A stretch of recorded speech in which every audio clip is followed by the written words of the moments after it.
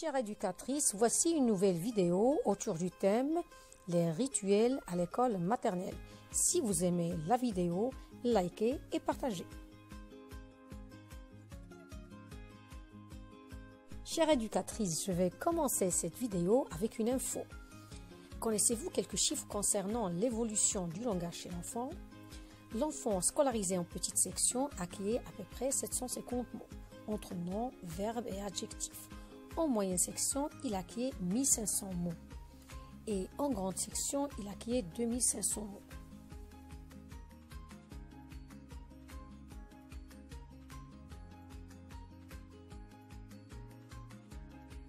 Les rituels est un ensemble de pratiques qui se répètent chaque jour. C'est un temps particulier dans la vie de la classe. Ces rituels servent à structurer la vie de l'enfant en lui donnant des repères. Les rituels, les activités d'apprentissage ritualisées, les activités ritualisées, les rituels classiques. Ce sont des termes qu'on entend souvent. Est-ce qu'ils signifient la même chose? C'est ce qu'on va voir.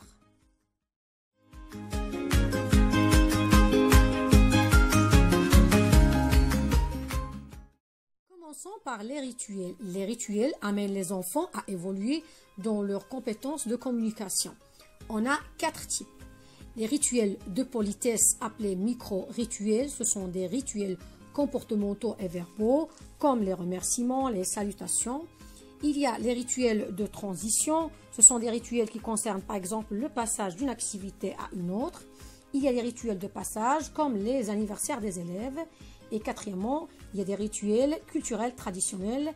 Ce sont des rituels qui ont une relation avec la mémoire collective des élèves, par exemple comme la fête de Ashura. Les activités d'apprentissage ritualisées, ce sont des rituels qui permettent par répétition de construire des savoirs et savoir-faire dans différents domaines, comme la recherche de la date, la météo, le comptage des absents et des présents. Les activités ritualisées désignent parfois les sorties de classe comme la récréation, le lavage des mains après différentes activités, ou bien le passage aux toilettes, ou bien les champs et les cantines. Ce sont des moments de classe qui sont ponctuels et qui ciblent des objectifs comme l'autonomie et l'acquisition de bonnes manières.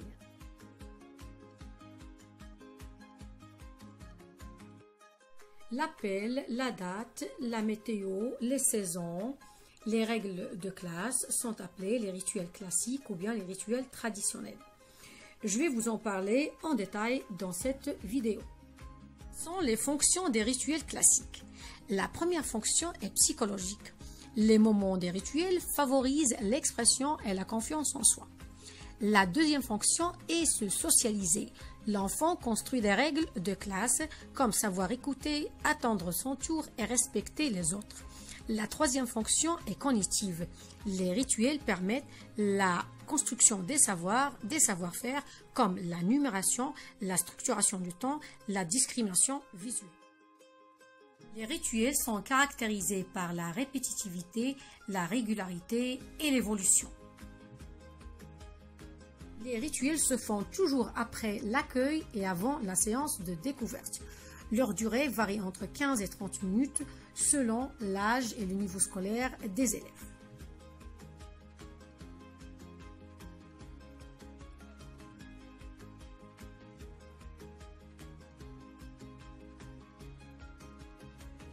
Où se déroulent ces rituels? Les rituels se font toujours dans un lieu fixe, aménagé et adapté pour accueillir confortablement tous les élèves. Quels sont les objets et les supports qui doivent être affichés dans le coin regroupement? Et comment doit être cet affichage? L'affichage doit être simple et fonctionnel. En bref, il doit être lisible, visible, accessible et le matériel doit être si possible construit avec la participation des élèves. Passons maintenant aux objectifs des rituels classiques. On va commencer par le premier rituel, l'appel.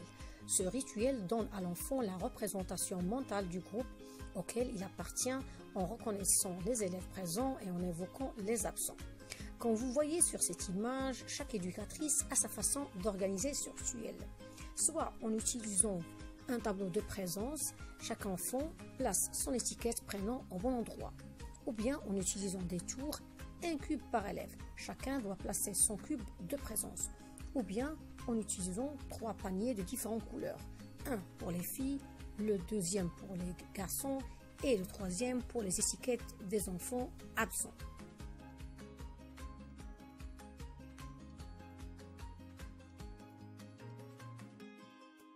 Le deuxième rituel, c'est le rituel de la météo. Il permet d'observer et de décrire le temps qu'il fait dans un langage correct et précis.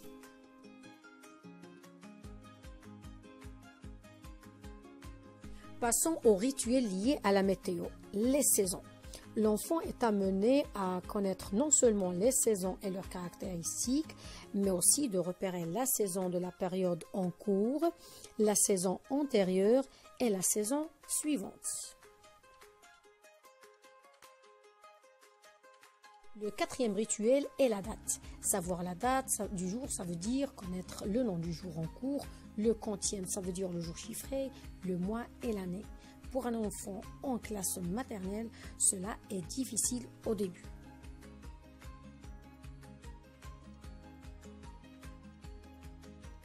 Réciter les jours de la semaine paraît un grand exploit pour les enfants. Mais le problème réside dans les réponses aux questions qui figurent ici. Sans l'aide de l'adulte, l'enfant ne peut pas faire le bon repérage. Le concept du temps se construit graduellement. D'abord, il faut repérer les moments de la journée. Matin, midi, après-midi, soir et nuit. Après, il faut savoir construire la relation d'ordre avant-après entre ces moments de la journée. Une fois la notion du jour étant créée, il faut passer aux notions hier, aujourd'hui, demain. Après la notion du mois et après la notion de l'année. Il faut noter que des études ont démontré que c'est à partir du CP que les enfants connaissent le jour en cours.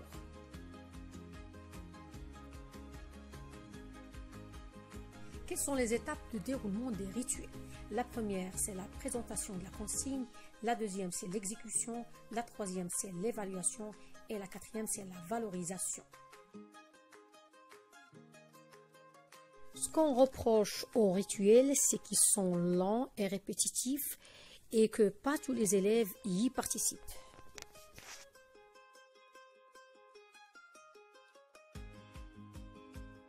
Ce qu'il faut retenir à la fin, c'est que l'efficacité des rituels exige une bonne préparation des objectifs visés et des modes de mise en œuvre.